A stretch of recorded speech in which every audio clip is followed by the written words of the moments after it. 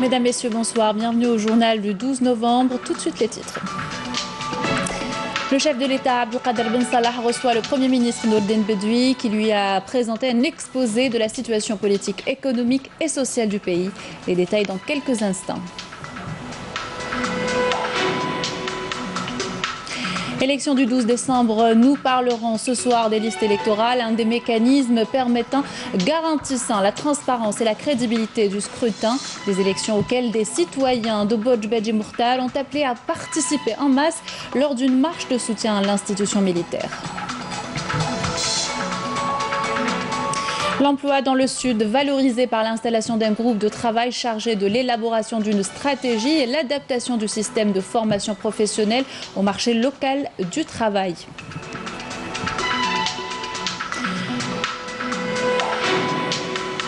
Et enfin, sport football, il faut prendre les 3 points du premier match des qualifications à la Coupe d'Afrique des Nations 2021 prévu ce jeudi face à la Zambie, selon le sélectionneur national Djamel Belmadi. Nous l'écouterons dans cette édition.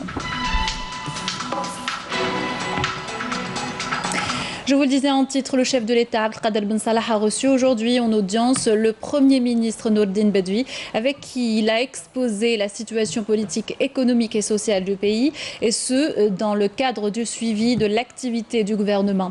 L'exposé du Premier ministre a concerné les dossiers relatifs au secteur du travail, de l'intérieur, du logement et la numérisation. Le Premier ministre a abordé au cours de son exposé l'avant-projet de loi complétant la loi relative à la régularisation des travailleurs, le contrôle de l'emploi adopté par le gouvernement Nourdine Bedoui. Il a également abordé la prise en charge des jeunes titulaires de contrats de pré-emploi. Dans ce cadre, le Premier ministre a ordonné au gouvernement de procéder à la régularisation de cette tranche de la société et répondre aux attentes des jeunes de la dynamique économique et escomptée. Il a également instruit le gouvernement à procéder à la régularisation définitive du dossier des contrats et des pré-emplois.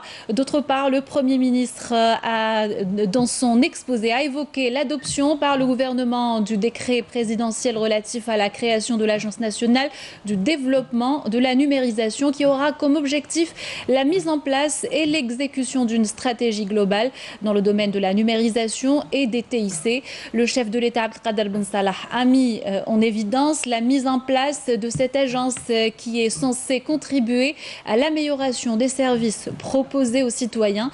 Le chef de l'État a ordonné l'accélération de l'organisation des assises nationales de haut niveau qui permettrait d'évaluer l'état de numérisation des entreprises et des administrations publiques, ainsi que la mise en place d'une stratégie nationale avec la participation de toutes les compétences. Au cours de cet exposé, le Premier ministre Nourdine Bedoui est revenu sur l'adoption par le gouvernement du projet de loi exécutif relatif aux missions de l'Agence de l'aviation civile. À cet effet, le chef de l'État, Abdelkader Ben Salah, a évoqué les efforts consentis pour la mise en place d'un cadre juridique dans le domaine de l'aviation civile. Le chef de l'État a insisté sur la nécessité de suivre de près le développement enregistré dans ce domaine en s'adaptant aux standards internationaux. Le Premier ministre a par ailleurs fait un exposé sur le projet de l'aménagement et la restauration de la prison de Serkedji pour la transformer en un musée public national. Un projet qui constitue, selon le chef de l'État, une contribution à la sauvegarde de la mémoire collective de la nation et permettra de mettre la lumière sur les exactions coloniales dans notre pays. Dans le secteur de l'habitat, le Premier ministre a évoqué les mesures prises sur le national et local dans le but de régulariser la situation juridique des logements, ce qui permet de mettre en place une base de données sur le parc immobilier et de connaître ainsi les entraves qui empêchent les citoyens d'obtenir leurs actes de propriété. Dans ce cadre, le chef de l'État a réitéré l'importance d'un travail permanent permettant de suivre l'état d'avancement de cette opération et lever ainsi tous les obstacles tout en accélérant la mise en place des commissions locales. Dans le même contexte, le Premier ministre est revenu sur l'opération visant l'éradication de l'amiante, aussi bien dans la réalisation que dans les constructions. Le chef de l'État a dans ce cadre insisté sur la nécessité de la prise en charge de ce phénomène tout en renforçant les capacités nationales de recherche et d'application d'un côté et de l'autre, la création d'entreprises et de laboratoires qui seront chargés de la détection de l'amiante et son éradication définitive. À la fin, il a été passé en revue les rendez-vous internationaux de haut niveau auxquels participera l'Algérie au cours du mois de novembre, ainsi le niveau de représentation de l'Algérie. Élection présidentielle, nous nous intéressons ce soir à l'un des mécanismes démocratiques qui garantit la transparence et la crédibilité du scrutin. Des listes électorales établies selon la loi organique relative au système électoral. Les détails avec Mouna Hamoudi. Les listes électorales, références pour chaque opération électorale, sont régies par la loi organique 1908, décrétée le 14 septembre 2019. Ces listes comptent les références des personnes qui donneront leur voix lors des échéances électorales. Le chapitre 2 de la loi organique stipule, selon l'article 8, que chaque électeur n'a le droit de s'inscrire que sur une seule liste électorale. L'article 7 de cette loi fixe les conditions d'inscription sur ces listes.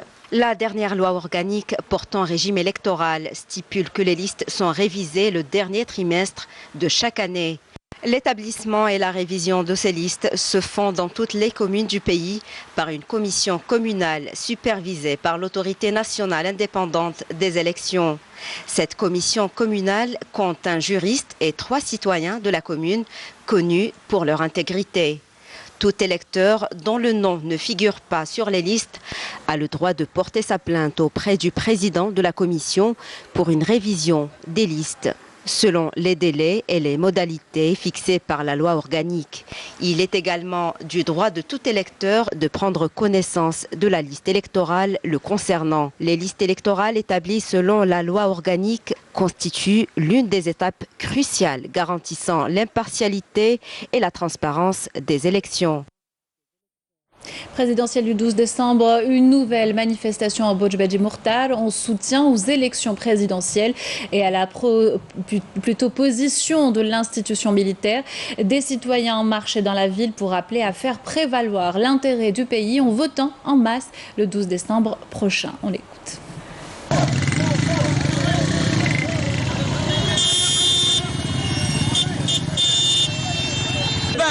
نحن ضد الفراغ الدستوري، نحن ضد الفراغ الدستوري، نحن حماة الوطن، نحن حراس الحدود، نعم للجيش الوطني الشعبي التحريري، نعم للمقاوير، نعم لحراس الحدود، نحن أدرى بهذه المنطقة ولم نرى إلا الجيش الوطني الشعبي، نعم للانتخابات، لا للفراغ الدستوري، لا للفراغ الدستوري، خاوة خاوة جيش شعب، خاوة خاوة جيش شعب، خاوة خاوة جيش الشعب. فليعلم الجميع أن مع المؤسسة العسكرية قلبا وقالبا، نعم للانتخابات، ونسأل الله تبارك وتعالى أن يحمي جيشنا الوطني الشعبي وقياداته البواسل وعلى رأسهم قائد الأركان فريق أحمد قايد صالح الذي نسأل الله له التوفيق والسداد. ونعم للانتخابات، نعم للانتخابات، نعم وألف نعم ثم نعم ثم نعم، شاء من شاء وأبى من أبى، سننتخب وننتخب وننتخب. يحيى الجيش الوطني الشعبي سليل جيش التحرير. نعم للانتخابات، لا للفراغ الدستوري، نحن مع الانتخابات، مع رئيس الجمهورية منتخب من طرف الشعب. الحكومة الجزائرية مرحبا بالجيش ومعيدي قايد صالح، والله ينصر، والله ينصر الجيش الجزائري، والله ينصر الجزائر، والله ما يبغيهم يخليه ويدريه ويديروا تحت العين، ومع الجيش اليوم وغدا والى النهاية، والله ينصرهم، والله ينصر قايد صالح.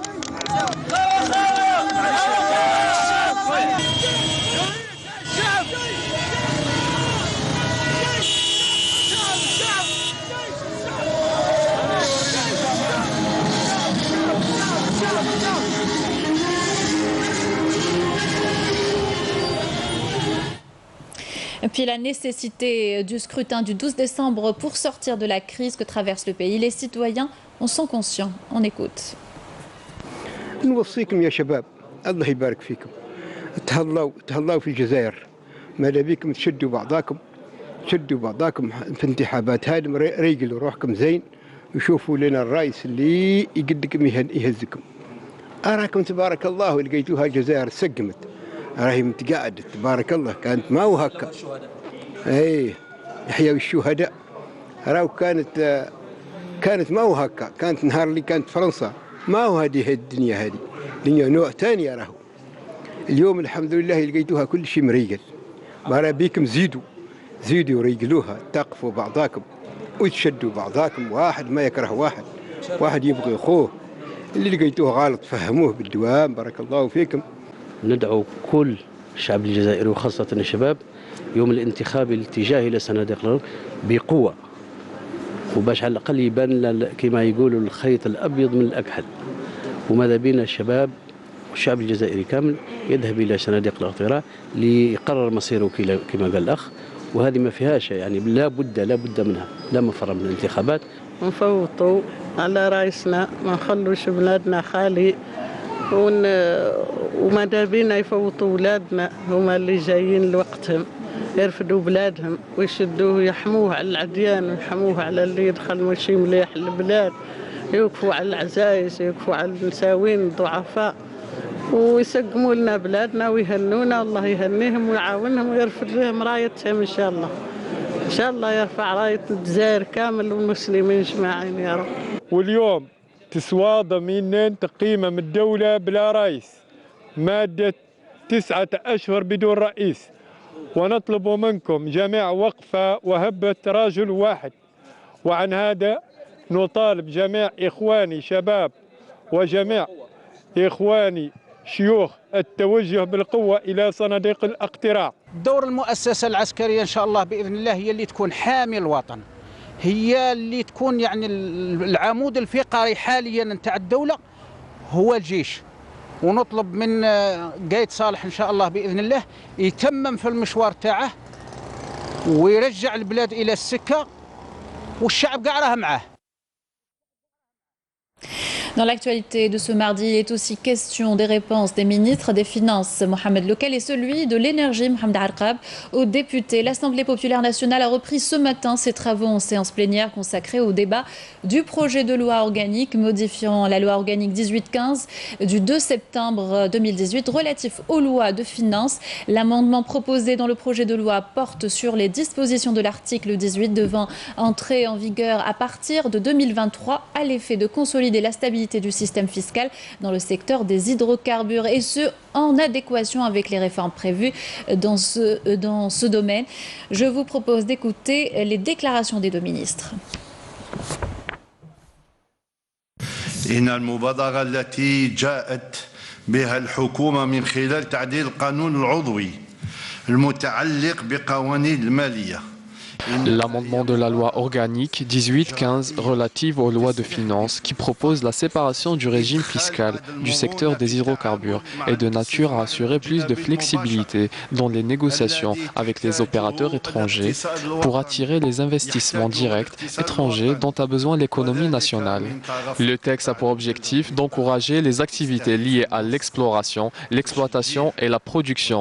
L'amendement de cet article permettra d'attirer les grandes firmes pour investir dans le secteur des hydrocarbures.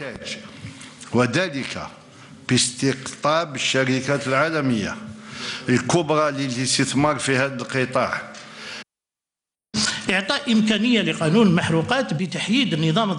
L'amendement de cette loi permettra au secteur des hydrocarbures de posséder son propre régime fiscal, applicable aux activités relatives à la prospection, l'exploitation et la production.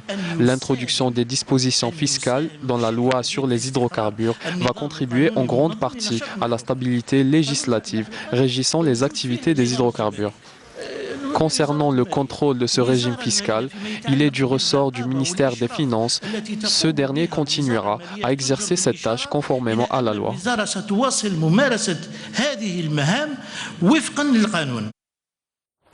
On poursuit avec l'énergie. La compagnie nationale des hydrocarbures, Sonatrach, et le groupe énergétique italien Edison ont signé mardi à Alger un accord portant sur le renouvellement d'un contrat de vente-achat de gaz naturel algérien au profit de l'Italie pour une durée de 8 ans.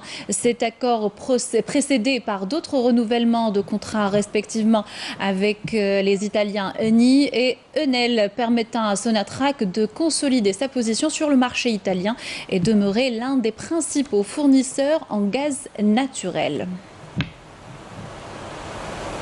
Installation ce matin d'un groupe de travail chargé de l'élaboration d'une stratégie relative à l'emploi dans les wilayas du sud du pays, avec également le renfort ou plutôt la refonte du système de formation professionnelle au niveau de ces wilayas. Objectif, adapter les formations au marché local du travail. Abdelmajid Belkacsi. L'emploi dans les régions du sud du pays est toujours une priorité pour le gouvernement, avec notamment l'instruction du Premier ministre relative à la gestion de l'emploi dans les wilayas du sud algérien. L'objectif de l'instruction vise à donner la priorité dans le recrutement à la main-d'œuvre locale, avec l'adaptation des formations aux besoins des entreprises locales. Monsieur le Premier ministre, Monsieur Bedoui, qui donne une priorité absolue à ce dossier, notamment par rapport à l'emploi du Sud,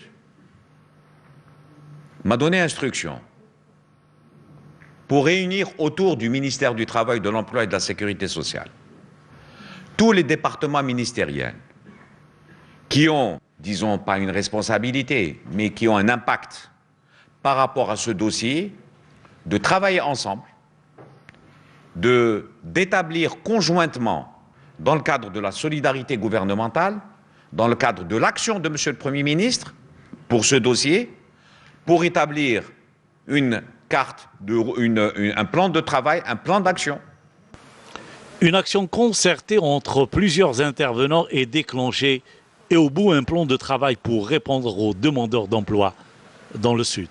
On a fait plusieurs rencontres, on a identifié les problèmes et donc par conséquent, on a établi une feuille de route à nos responsables au niveau local. Et ce plan d'action sera finalisé dans les 10 jours qui suivent. Et on partira, Inch'Allah, ensemble, tout le gouvernement, pour enlever tous les facteurs limitants au développement de l'emploi du Sud. Inch'Allah, on arrivera à des résultats qui seront probants.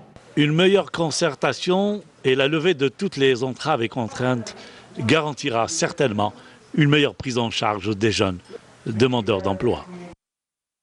On reste dans le sud et santé. Lancement prochain des travaux de réalisation du service des urgences à l'hôpital de Mnéa à Ghardaya. Une décision qui entre dans le cadre de la relance des projets dans le sud du pays, décidée par le Premier ministre Nourdine Bedoui. Une aubaine pour les habitants de la région qui manquent cruellement de cette nouvelle structure. Naïma Chekchek.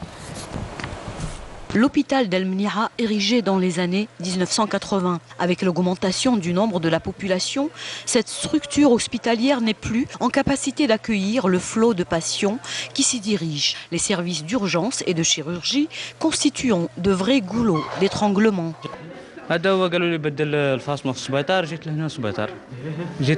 Je suis venu changer mon pansement ici à l'hôpital et ça fait 2 ou 3 heures que j'attends pour ça. Depuis 8 heures du matin, on m'a dit que l'ophtalmologue n'est pas là. Une nouvelle structure pour les urgences est prévue, mais sa réalisation tarde à se faire. Les urgences de cet hôpital ne sont pas suffisantes. La levée du gel sur la réalisation de ce projet a suscité une grande satisfaction auprès du corps médical et administratif. Une nouvelle structure pour les urgences sera bel et bien là, au plus tôt. En tant que citoyens et en tant que travailleurs, nous demandons l'accélération de la réalisation du nouveau service urgence. Les conditions de travail actuelles ne permettent guère de prendre en charge le nombre important de malades. La région d'El Mnéa sera très contente de disposer de ces nouvelles urgences qui allégeront la pression, surtout que la commune a dépassé 70 000 habitants. خاصة البلدة هي أصبح فيها عدد النسمات يتجاوز تقريبا 70,000 نسمة Il demeure aussi que l'insuffisance du personnel paramédical ne travaille pas pour la bonne prise en charge. Une formation d'ATS, agent technique de la santé, est en cours car on enregistre un manque dans le domaine. El Mniha devrait bientôt pouvoir profiter d'un secteur de la santé à la hauteur de toutes les attentes. Depuis le Gabon, le ministre du Commerce Saïd Lab a affirmé que les différentes potentialités économiques hors hydrocarbures que recèle l'Algérie étaient à même de lui permettre de fabriquer un produit africain aux normes internationales. À Libreville, ce mardi, pour l'ouverture de la foire des produits algériens, Saïd Lab s'est entretenu avec le ministre gabonais du Commerce, de l'Artisanat et des petites et moyennes entreprises et de l'industrie Jean-Marie Ougandaga, avec lequel il a évoqué les moyens de promotion des relations bilatérales entre l'Algérie et le Gabon, mais dans divers domaines, notamment économiques, mais aussi dans le cadre de la zone de libre-échange africaine. Le ministre du Commerce, Saïd Lab, s'est également entretenu plus tard dans la journée avec le Premier ministre, chef du gouvernement gabonais, Julien Kogé Bekale. Les deux parties ont convenu de créer un conseil économique algéro-gabonais des hommes d'affaires. Puis le ministre de l'Agriculture, Cherif Oumari, a procédé à l'inauguration ce mardi du premier salon national du fromage artisanal. Une manifestation dans laquelle qui a pour but d'encourager les artisans du domaine et la production nationale du fromage. Yamina Saïdji. 16 nouveaux silos d'une capacité totale de 50 000 tonnes pour le stockage du blé tendre et dur ont été inaugurés aujourd'hui à l'unité Hamr el-Ain dans la wilaya de Tipaza. Celle-ci compte une production totale d'1 300 000 quintaux, classée 3e pôle dans la production de semences en Algérie. Et des mesures très importantes, et je dirais même historiques, ont été prises par M. le Premier ministre pour relancer et renforcer les capacités productives et pour mobiliser tous les facteurs de production, pour notamment la mécanisation, l'irrigation, les équipements, la question de fertilisation et améliorer l'encadrement de cette filière, renforcer les capacités d'intervention de l'Office algérien interprofessionnel des céréales, l'OAEC, et renforcer aussi l'organisation des coopératives, les CCLS au niveau local, et améliorer aussi la structuration des filières, notamment le conseil interprofessionnel, et mobiliser toutes les capacités de recherche et de formation professionnelle pour permettre les meilleures conditions d'optimisation de l'exploitation de nos ressources naturelles. Par ailleurs, au niveau de la SAFEX, le ministre de l'Agriculture, du Développement rural et de la Pêche, Cherif Oumari, a visité le Salon national du fromage artisanal. Un salon qui voit la participation de 22 exposants représentant 11 wilayas. Se veut une vitrine afin d'encourager la production de transformations laitières. Et on est très content de la richesse de ce produit qui représente une maîtrise technique, une capacité et une volonté des femmes rurales et des jeunes ruraux pour pouvoir promouvoir cette production qui a un impact très important pour mettre sur le marché un produit de qualité et pour renforcer l'offre nationale de ce produit. Et aussi, c'est un produit et c'est une activité qui renforce l'activité des ménages ruraux et ça permet de créer des revenus, ça crée de la valeur ajoutée, ça crée de l'emploi.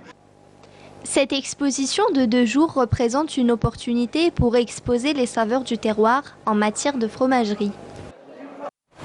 Agriculture toujours, et la vocation pastorale de la wilaya de Djelfa s'est tournée ces dernières années vers l'agriculture, notamment l'oléoculture. L'extension des surfaces oléicoles a permis de développer cette filière à l'échelle locale. Une production de qualité mais également en quantité d'huile d'olive et d'olive de table. Reportage de Fla Abras. Vocation pastorale, voilà que la wilaya de Djelfa s'essaie sur une nouvelle activité, l'oléiculture. Un challenge lancé et qui porte ses fruits, avec de l'huile d'olive et des olives de table. Nous avons un climat qui correspond parfaitement et où l'olivier s'adapte parfaitement. Parce que l'olivier a horreur de l'humidité du nord et il n'aime pas les grands, il n'aime pas, il aime la clarté, le soleil et les vents. La subvention de l'État, l'irrigation au goutte à goutte. Les oliveraies prennent de plus en plus d'espace dans cette région stépique. L'olivier, cet arbre rustique, ne nécessite point un grand entretien pour donner une production abondante. 22 litres d'huile pour un quintal d'olive. Olivier nous donne une production intéressante qu'à partir de 13 ans. Et actuellement, qu'on est à 8 ans, déjà la production elle est très intéressante et prometteuse cette année. À Selsou, dans ce périmètre de 80 hectares, même si l'eau ne vient pas à manquer, un souci et pas des moindres tracasse les agriculteurs, l'électricité. Du coup, l'huilerie est à l'arrêt. Le seul problème que nous avons est le manque d'électricité. L'huilerie fonctionne de temps en temps grâce au groupe électrogène. En matière d'électrification agricole, il faut souligner que entre réalisation et les projets en cours de réalisation, la dimension physique est estimée à 3000 km. 50 km sur FCCL, c'est-à-dire Fonds commun des collectivités locales. 700 km pour un montant de 185 milliards. Et il y a 250 km sur FNDR, Fonds national de développement rural, pour un montant qui s'élève à 90 milliards. Le tout, on a 1000 km. Avec un total d'électrification de 3000 km, Djelfa compte booster la filière oléiculture et aller vers l'exportation. Et suite aux instructions du haut commandement de l'armée nationale populaire, des détachements de l'armée nationale populaire ont procédé dans le secteur militaire de Sidi Bel Abbès, deuxième région militaire, à une opération d'ouverture des routes et de désenclavement des régions rurales ensevelies par la neige. Et cela sur deux axes. Le premier, Tlar Merrin, Aïn El Jouhar, Aïn Aïcha, Aïn Bent Sultan, Oued Taourera, sur une distance de 40 km aller-retour. Une autre opération a été menée sur l'axe Merrin, Amelza, Tafassourt, Tadoumet, sur une distance de 70 km aller-retour. Également dans la wilaya de Betna, où des détachements de l'armée nationale populaire ont procédé à l'ouverture de plusieurs axes routiers bloqués suite aux fortes chutes de neige, notamment dans les villages les plus enclavés, où les éléments de l'armée ont prêté aide et assistance aux populations de la région.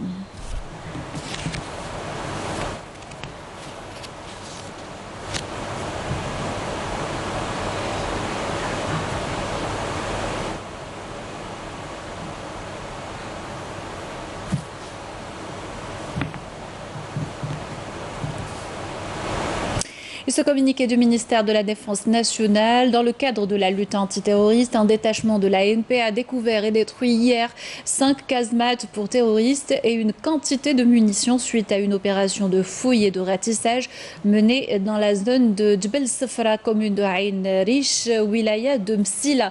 Dans le cadre de la lutte contre la contrebande et la criminalité organisée, des détachements de l'ANP ont intercepté à Tamanrasset et Bodj Bedi Mourtad 7 individus et saisi 2 véhicules tout-terrain, 3 morceaux de dynamite, 5 mètres de mèches de détonation, 2 groupes électrogènes, un marteau-piqueur et un détecteur de métaux.